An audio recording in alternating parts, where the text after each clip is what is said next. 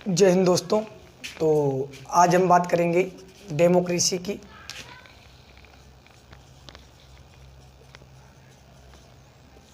Democracy क्या होती है और डेमोक्रेसी के क्या फीचर्स होते हैं, हम कैसे पहचानेंगे किसी कंट्री में डेमोक्रेसी है या नहीं है। तो सिंपल अगर कोई डिफाइन बताता है तो क्या बता देता है कि डेमोक्रेसी क्या होती है कि ruler are elected by people called democracy. क्या है कि अगर रूलर क्या है, जो पॉलिसी मेकर हैं या रूलर के हैं, अगर वो लोगों के द्वारा इलेक्टेड किए जाते हैं, चुने जाते हैं, तो क्या होता है, डेमोक्रेसी कहलाती है। तो ये क्या है कि एक डिफाइन है, लेकिन इससे कॉन्सेप्ट क्लियर नहीं हो पाता कि डेमोक्रेसी कब मानेंगे, कब कहेंगे एक्चुअली में, जिसे कहते हैं फुल्ली डेमोक्रेसी। ये डेमोक्रेसी की हाफ डेफिनेशन बोल सकते हैं, इसको फुल्ली डिफाइन नहीं बोल सकते कि ये डेमोक्रेसी को फुल्ली डिफाइन करता है। जो कोर कॉन्सेप्ट है डेमोक्रेसी का, उसको डिफाइन नहीं कर पाता है। अधिकतर डेमोक्रेसी की अगर हम बात करें तो हमें कुछ पॉइंटों को ध्यान में रखना होगा, जिससे कि हम डेमोक्रेसी को एक्चुअली में समझ पाएंगे और मतलब कि सही से उसको डिफाइन कर सकते हैं। क्या होता है कि डेमोक्रेसी में सबसे पहली बात तो क्या होता है, ये तो आपको होता ही है कि रूलर वाले, ये पहला पॉइंट है। इसको एक पॉइंट के रूप में देखा जा सकता है, ये फुल्ली डिफाइन नहीं है कि रूलर इलेक्टेड किए जाएंगे पीपल का, तो ठीक है, लेकिन इसमें कई पॉइंट होते हैं। क्या कि पहली बात तो इसमें क्या हो, पावर शेयरिंग होनी चाहिए। अब जो रूलर है, अगर वो लोगों द्वारा इलेक्ट किया जाता है, लेकिन पावर किसी के वन हैंड में, एक हाथ में पावर है, तो डेमोक्रेसी नहीं है, वो फुल्ली डेमोक्रेसी नहीं है। इसमें क्या होता है, पावर शेयरिंग होना जरूरी है डेमोक्रेसी में। पावर इन वन हैंड नहीं होती है, पावर की शेयरिंग होती है, सबके हाथ में कुछ ना कुछ पावर होती है, किसी को फुल्ली पावर नहीं किया जाता है डेमोक्रेसी में। दूसरा, जिस देश में डेमोक्रेसी सिस्टम होगा, पहले तो ये क्या, डेमोक्रेसी एक सिस्टम है, इसको एक शब्द से डिफाइन करना मुश्किल। जब कोई सिस्टम होता है तो उसके कई एक्सपेक्ट होते हैं, कई उसके मतलब एटीट्यूड देखने के नज़रिए होते हैं। तो एक तो पावर शेयरिंग होना चाहिए किसी भी सिस्टम में, किसी भी गवर्नमेंट सिस्टम में पावर शेयरिंग हो, तब वो गवर्नमेंट क्या होगी, डेमोक्रेटिक गवर्नमेंट होगी। दूसरा, मल्टी पार्टी सिस्टम होना चाहिए।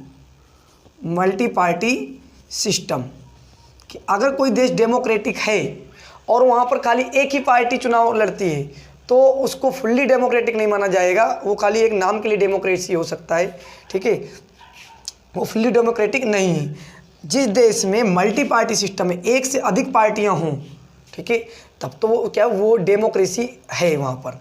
एक तो पावर शेयरिंग है, दूसरा मल्टी पार्टी सिस्टम है, तीसरा क्या हो कि पावर शेयरिंग का ही दूसरा होता है फेडरलिज्म, संघवाद, यानी कि 3 टायर सिस्टम हो, 3 tier system of government. 3 tier system जिसे हम कहते हैं सेंट्रल, स्टेट गवर्नमेंट और लोकल गवर्नमेंट, ठीक है, इसको हम 3 टायर सिस्टम से जान सकते हैं, सेंट्रल गवर्नमेंट, स्टेट गवर्नमेंट और local government.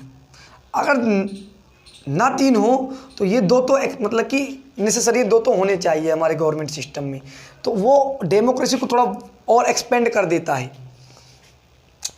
Power sharing, multi party system, और क्या हो कि किसी देश में पार्लियामेंट्री सिस्टम होना चाहिए। वो तो पावर शेयरिंग से ही निकल आता है, ठीक है, कि क्या हो, पार्लियामेंट सिस्टम होना चाहिए। पार्लियामेंट्री सिस्टम अगर है तो वहाँ पर क्या है, डेमोक्रेसी मानी जाएगी। जब इन पॉइंटों को फुलफिल करता है, ठीक है, जब कोई देश इन पॉइंटों को अपनी गवर्नमेंट चलाने में इन पॉइंटों को फुलफिल करता है, तो वहाँ पर हम कह सकते हैं कि नहीं, यहाँ पर क्या है, फुल्ली डेमोक्रेसी है। और कहते हैं फेयर इलेक्शन हो, क्या हो, इलेक्शन जो होने चाहिए वो फेयर इलेक्शन होने चाहिए। इसका मतलब क्या होता है कि जो रूलिंग पार्टी है, ठीक है, पूरी फुल प्रोबेबिलिटी हो कि रूलिंग पार्टी भी क्या कर सकती है, चुनाव को लॉस कर सकती है, चुनाव हार सकती है। कभी कभी क्या होता है कि ऐसा किसी देश में देखा जा सकता है कि जो रूलिंग पार्टी होती है वो चुनाव बहुत ही कम लॉस करती है, कम हारती है। ठीक है, तो अगर इस प्रकार का है तो इसीलिए कहते हैं फेयर इलेक्शन होना जरूरी है डेमोक्रेसी में। ठीक है, अगर कहीं पर फेयर इलेक्शन नहीं होते हैं तो समझ लेना वहाँ पर डेमोक्रेसी नहीं है। जब इनमें से कोई पॉइंट अगर मतलब कि हम हटा देते हैं, ठीक है, तो डेमोक्रेसी को थोड़ा क्या कर देता है, कॉन्ट्रैक्ट कर देता है, मतलब उसके एक्सपेक्ट को थोड़ा कम कर देता है। इन सब पॉइंटों को पॉइंट ऑफ व्यू में ध्यान रखते हुए हम डेमोक्रेसी को समझ सकते हैं और डेमोक्रेसी को डिफाइन कर सकते हैं। बहुत ही आसान है अगर हिंदी में समझें कि लोगों एक हाथ में सत्ता नहीं होनी चाहिए, पावर किसी के एक व्यक्ति के हाथ में ना दे, एक से अधिक पार्टियां होनी चाहिए, दल जो हों, ठीक है, जो चुनाव लड़ने वाले दल हों, एक से अधिक दल पाए जाएं उस देश में, और जो सरकार हो कम से कम 2 स्तर पर तो होनी चाहिए, सेंट्रल स्टेट लेवल पर।